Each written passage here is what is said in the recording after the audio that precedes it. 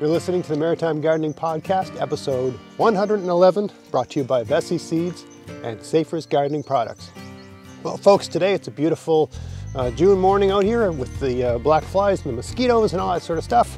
But we persevere. We're going to try to shoot this, and hopefully there isn't too much hand waving. Today I'm going to talk about crop rotation. So I've noticed a good number of videos on YouTube with various very popular gardening gurus saying that it's not needed, saying that they've done experiments where they plant the same thing from year to year and they haven't noticed any change in productivity, that sort of thing, change in yield. And so I thought I'd speak to that because it took a good amount of time for human beings to arrive at the reasoning behind crop rotation, from before we actually did our agriculture, and then as we developed that approach. So I'm going to address this issue. I'm going to talk about a little bit. I'm going to do a little history. Going to do a little science. Talk about the benefits. A little reasoning, and then a little how-to. Okay, so first let's start off by defining our term. What is crop rotation? Crop rotation is the idea of not planting the same thing in the same place every year, moving it around. That can be a very simple thing where you, let's say you've got a garden bed, right? Like that. You could plant, let's say, corn in that bed every single year. But what if you planted corn in it one year and then something else in it the next year, or nothing, right? Letting it lie fallow, as they say. Or planting, one thing, another thing, and another thing, three different things, and moving it from bed to bed from year to year, or four things, and so on and so forth, right? It gets more complicated as you go, and there's different logics and reasons why you choose different things. But suffice it to say, not planting the same thing in the same place every year, moving things around to varying degrees to achieve a better yield for various reasons. All right, so let's talk a little bit about history. I don't want to bore everybody to death, but if you look at human history, ever since let's say the Neolithic Revolution, at some point after the Neolithic Revolution, which would be 10 to 12,000 years ago, when human beings stumbled across the idea that it's easier to grow something than to be wandering around traipsing through the forest trying to find it. That's when we started having civilizations popping up, larger human populations, greater organizations for society, and so on and so forth. For good or ill. I don't know if that was better for human beings in particular, but it was certainly better for having more human beings, right? And inventing things and all that sort of stuff. So eventually, as human beings were doing this, and I mean, these are people growing really basic calorie crops, various forms of primitive forms of wheat, barley, that sort of grains, right? They started realizing that if there was some kind of crop rotation over time, it would produce better results. Or to put it another way, if they planted the same thing year after year after year in the same place, the yield would drop, right? And there would be periods of famine. So they, I'd be very surprised if someone came up with a theory of this. They probably just stumbled across it, where they just noticed by accident that this happened to work. Almost like the same way, it's theorized that people, arrived at the idea that you could make something like bread, right? I'm sure someone had just made a wheat porridge and left it out, didn't eat it for a few days and found that it rose. And then they probably cooked it to make it safe to eat, and they found that they actually liked the half-rotten, puffy cooked wheat porridge better than the actual wheat porridge itself. So a lot of things that we stumble across that way, and then we see something and then we think, why did that happen? Maybe there's something going on there. So eventually, over time, they would realize that they would get better yields if they move things around a little bit. And this first started off with very simple applications, like a 2-year rotation, where you'd plant something, and then the next year in that same space, you'd let it lie fallow. You just let it go wild, So in year one, you'd, till it up, plant all your wheat or whatever you're growing, harvest your wheat, and then the next year you just leave it alone, right? Wherever you're trying to grow. Let the weeds happen, let everything else happen, right? And then this evolved to, more complex rotations, where you'd have something like, you know, a 3-year rotation, food, feed, and fallow sort of thing, right? Where year 1, you'd grow something for people. Year 2, you'd grow something for, you know, your livestock animals. And year 3, you just let it lie sort of thing. And then you have more complex models where you'd have something like, you know, food, fodder, food, and grazing, and usually have a nitrogen fixing crop worked into that rotation like a clover. So for instance, they might have something like wheat, right? And then like something like turnips that you can feed to cattle and things like that, pigs, right? Then barley, which you can feed to both people and animals, right? And there's lots of things you can do with barley.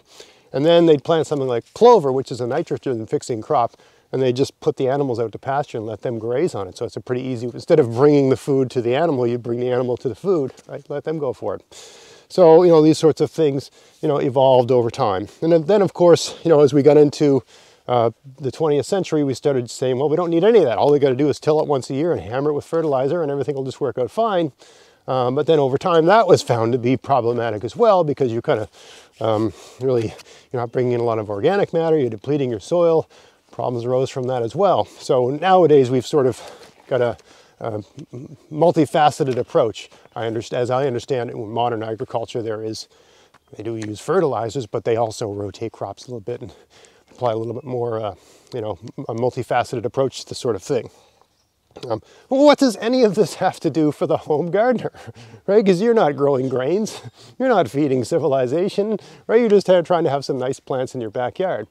And I suppose if you have a very small garden, this probably does not matter too much, because there's lots of ways, we'll talk about as we go along, there's lots of things you can do. You can, like, just say you want to plant tomatoes every year. Well, you kind of are not doing any crop rotation, but there's solutions to that as well. We'll talk about that later on in this episode. But for someone like me who plants a variety of things, right, wide range of different crops, it makes sense. So let's talk about why. The benefits of crop rotation.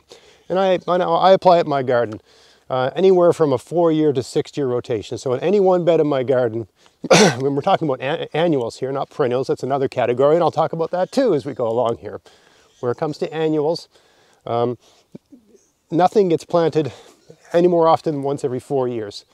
Either every 4 year, every 5 year, every 6 year, really however it works. Fly on the screen there. So, and I take a pretty, liberal approach to how I do it, but generally speaking, at least 4 years in between. Like if I'm going to plant potatoes in a given bed, I'm not going to plant potatoes there for 4 years, or 5 or 6. Really depends on how things are working. And I break those rules every once in a while if it makes sense, but generally speaking, I try to stick to a 4-year rotation. So the benefits. Number one, it's a way of bringing organic matter to a garden. If I'm just planting, let's say, tomatoes in the same garden every year, right? The tomatoes put down roots in the soil, and then at the end of the year, I probably pull the tomatoes out. I mean, you could cut them off, but there's a lot of pests that can go along with tomatoes. I mean, it really depends, but there's only so much root material that tomato puts out. By contrast, if I plant something like potatoes, potatoes make a lot of roots in the ground. I mean, you're literally eating the roots, right? So potatoes contribute a good deal of organic matter to the soil because they're putting so much, they put all those roots out, and then all of that stuff dies, right? And there's a number of plants that are like that have a lot of root material, and you can just, like beans, for instance, it's another one. You grow your bean, at the end of the season, you just cut them off with a pair of scissors, right? Leave the roots in the ground. No, they'll just rot out, right? So you're adding organic matter to the soil without actually having to till and work it all in, just by virtue of growing stuff there.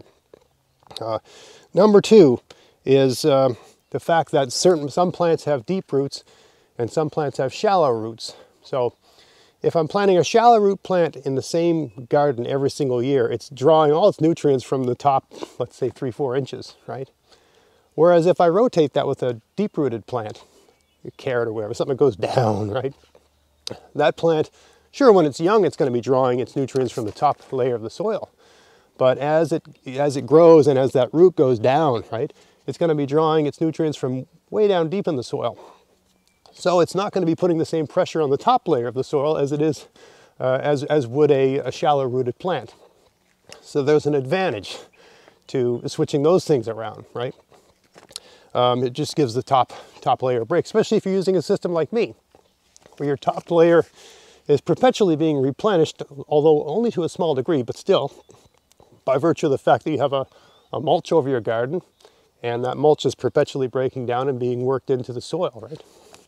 So, the third thing, and probably one of the most useful ones for the home gardener, because we don't let our fields, our garden beds lie fallow, right? That's a sort of ancient practice. We don't have the space for that. And it makes sense in ancient times to let a field lie fallow. Sure, that field's not producing anything in a given year, but these people are always going and conquering each other and taking each other's land. So, you know, if you need more land, you just conquer your neighbor, enslave their women and children, kill all their men, and now you've got more land and, you know, slightly more people, but double the land, and that all works out great. Not so great for the slaves and the women and the children and so and the conquered, right? But works out great for the winner, sort of thing, right? So it doesn't work for us. I can't go conquer my neighbor and use my neighbor's lawn. So I need every single bed in my garden to be productive, right? To be producing something every year. So one of the advantages of a crop rotation schedule is to work in a nitrogen fixing plant into that rotation. And for me, that's things like beans and peas, right? So every 4 years or every 5 years or at least every 6 years, every bed in my garden has peas or beans growing in it. I try to work that in very hard, right? And then when that plant's done growing, so number one, by growing that nitrogen fixing plant, it's pulling nitrogen into the air, which most plants can't do. All legumes can do it, right? But the only legumes I grow in my garden are beans and peas. They pull nitrogen into the air, and then they store it in nodules in their roots. One advantage of that is that the plant isn't taking nitrogen out of the soil to anywhere near the extent another plant would, because it doesn't need to. So it's giving the soil a break. And again, if your soil is perpetually mulched, that means your soil is being recharged, right? Because the soil organisms are working on the mulch and they're pooping and peeing nitrogen back into your soil, sort of thing, right? And you know, however they go about doing that, their business. But the other advantage is, as I mentioned, some of these plants store the nitrogen in their roots. Now, they're storing it so they can use it. So a lot of the nitrogen that they're storing in the roots are actually using. But many of these plants are killed by the frost, right? So they're killed before they've used it all up. So there's going to be some left in the ground because, you know, if you're still growing and flowering and all of a sudden there's a hard frost and it dies, well, they've got that nitrogen in their root nodules. You just cut you don't pull them out of the ground, you just cut them off at the bottom. Now you've got the organic matter, the actual roots in the ground, right? Those will rot and become little tunnels for water and different nutrients to get in it for the different soil organisms to move around. But those nodules that have the nitrogen in them, that's plant available nitrogen just waiting for the next thing. It's all going to break down. It's all going to be there. And it's going to be ready for your plants. So it makes sense to work a pea or a bean, aside from the fact that they taste great. Someone asked me, I was on a radio show the other day, and they asked me what my favorite crop was. And I don't think I really answered the question well, but one of my favorite crops for sure is beans. I love them. Pretty lowbrow, but I just love them.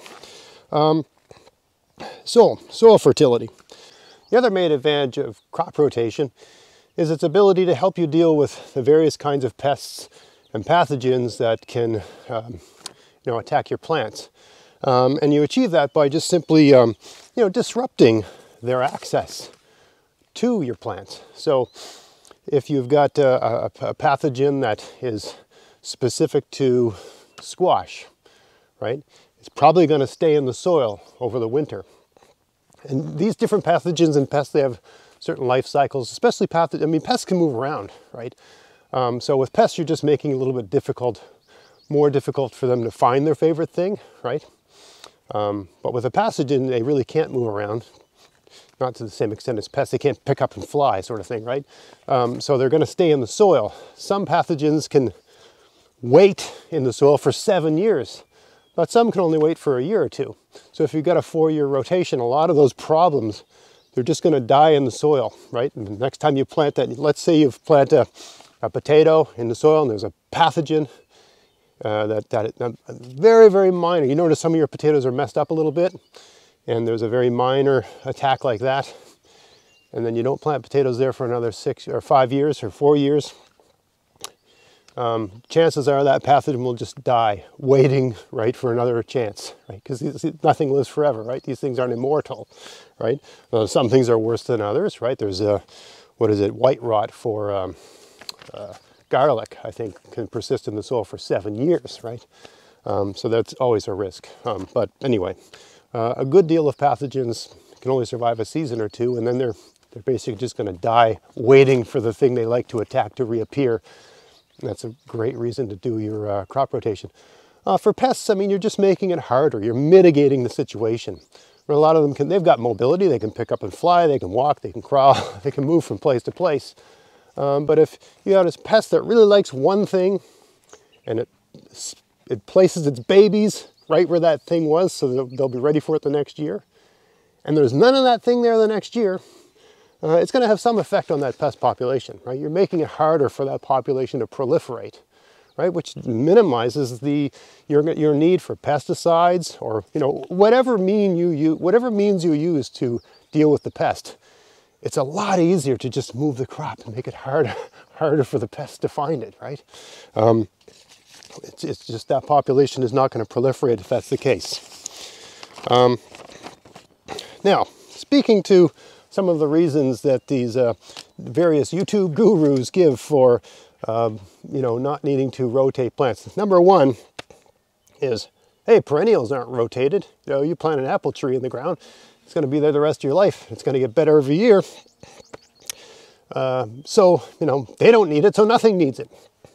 Well, perennials are perennials, and annuals are annuals, and they're different kinds of plants, and a different kind of root structure.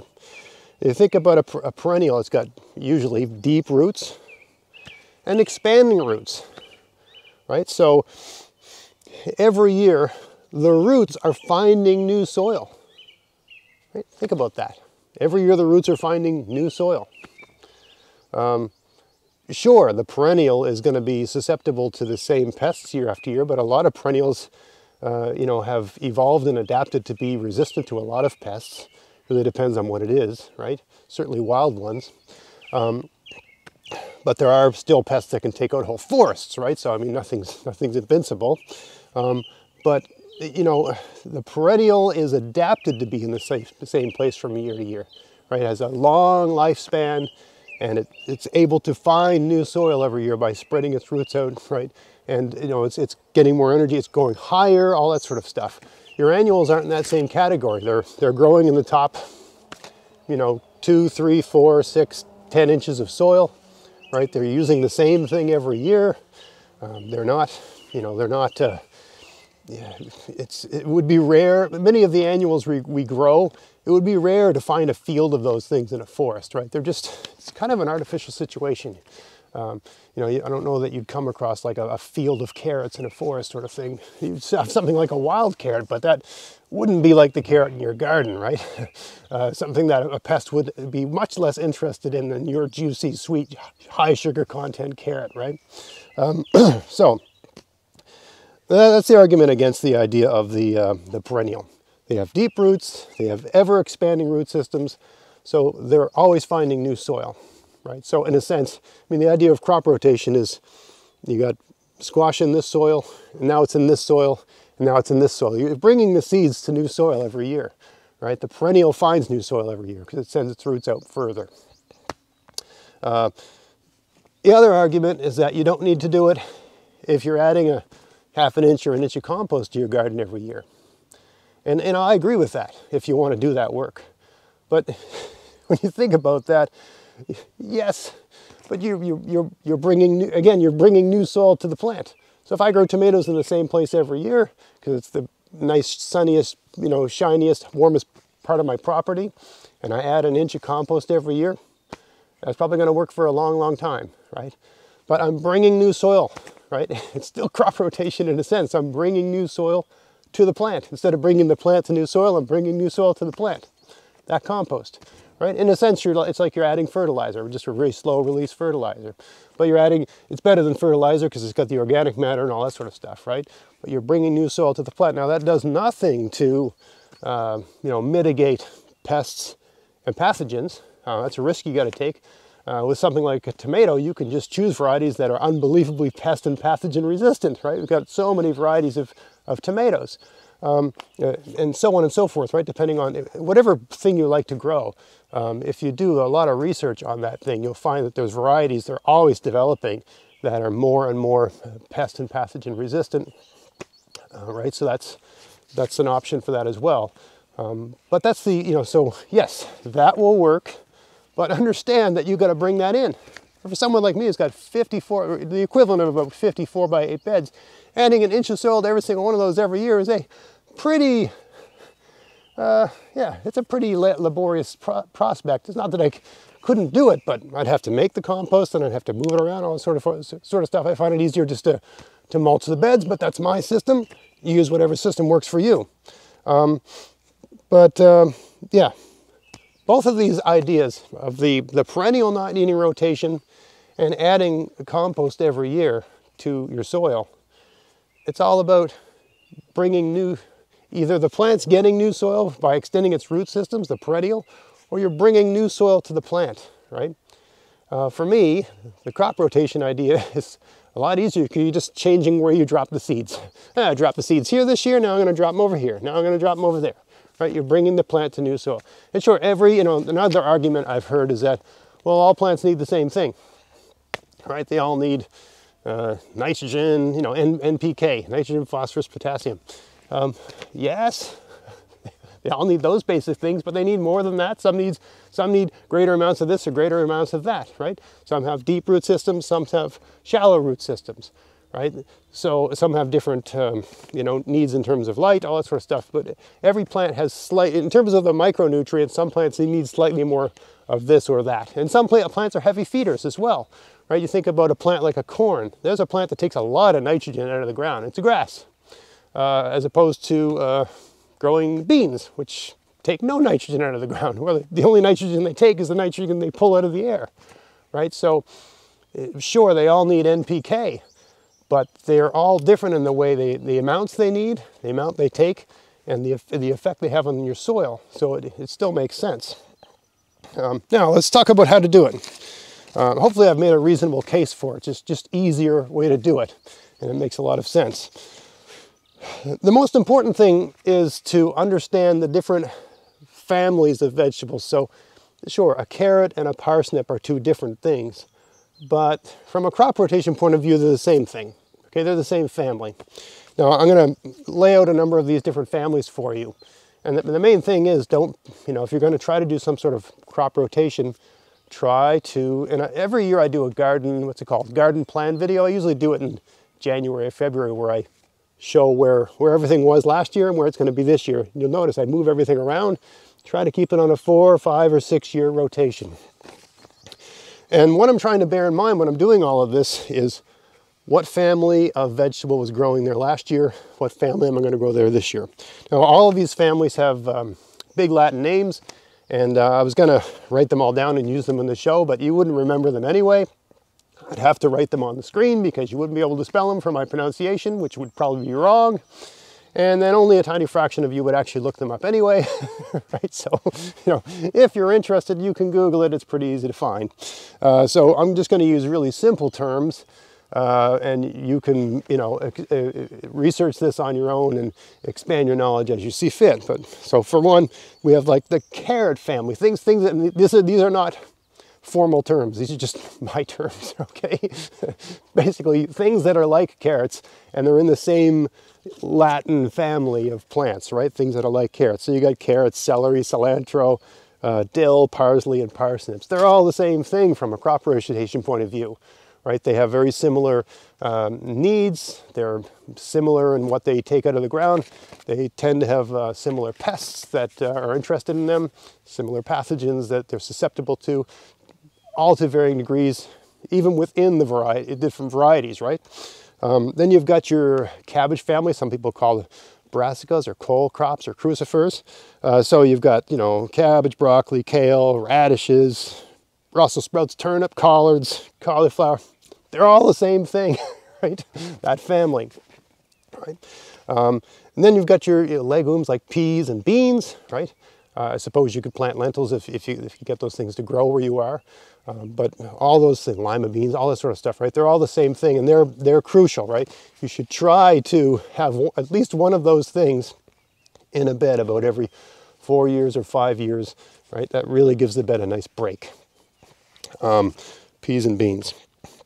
Then you've got your alliums, your onion family, right? Or you got chives, garlic, leeks, onions, right? Those things have their own pests. They have their different needs, right? You got the squash family. I think that's called cucurbits or something like that. So it's cucumbers, pumpkins, melons, squash, of course, zucchini, which winter squash and summer squash. Zucchini is a summer squash, right? All those sorts of things. They're a different group. They have different pests. They have different pathogens. They have different needs. And your things that are like in the same family as tomatoes. So you've got eggplant, tomato, potato, pepper. They're all in the same family, right? So from a crop rotation point of view, if I plant tomatoes in a garden this year, I shouldn't plant potatoes or tomatoes or peppers in that same bed the next year. I should give it a 4-year break, right? Corn's in its own category. It's grass. Same as the grass on your lawn. It needs the same things. It's pretty much one of the only things we grow that we eat that are in that family. So corn, the corn family, okay? So corn is a very heavy feeder, huge nitrogen needs. It's a good thing to plant after a year. If you're going to plant corn, you should probably plant it in a bed after it's had beans in it, because nitrogen is going to be at its best after that, right? The beans don't take much nitrogen out of the soil, and they leave a little bit in the soil. And if you've been leaving it mulched over the course of that year, the beans were there, the soil organisms had a good opportunity to, process that organic material and charge your soil up with nitrogen, to whatever extent that's possible. Right after you grow beans, the next year grow corn. That's your best chance to have decent corn, assuming you have all the other things you need to have corn. Good sun, right? Good heat, all that sort of stuff. And then you've got your things, the beet family, right? Not all beets, but things like beets, Swiss chard, spinach, things of that nature, right?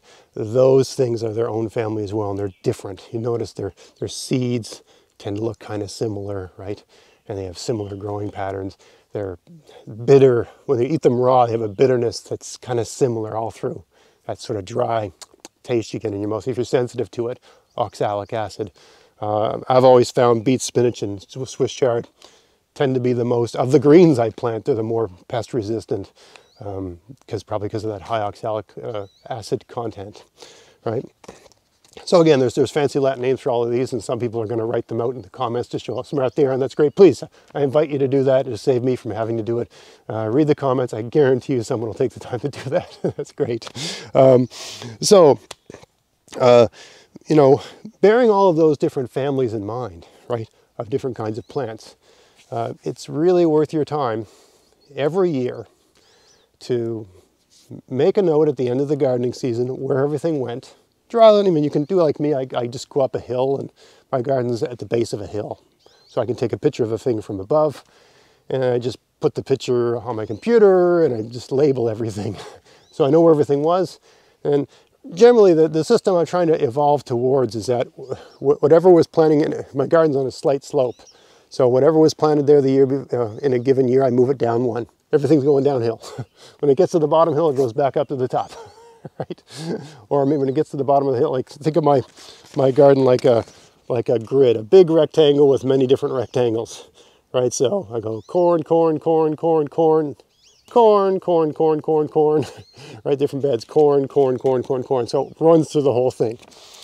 I have to bear in mind, because there's places in my garden that get more sun than others. So there's certain parts of the garden, to use an example like corn or a squash, where they're heavy feeders and they need a lot of sun. There's certain places in my garden I just can't plant squash or corn. They don't get enough sun to really grow well. So I have to work that all into my logic. And it's a great little, it's like a puzzle. It's a puzzle that you work out in the winter when you got nothing else to do. And you plan it all out so that in the summer or the spring when you're planting your garden, you don't have to do much thinking. You've already worked it all out, right? So yeah, when you're planting your garden, think about that. I mean, this all depends on the size of your garden.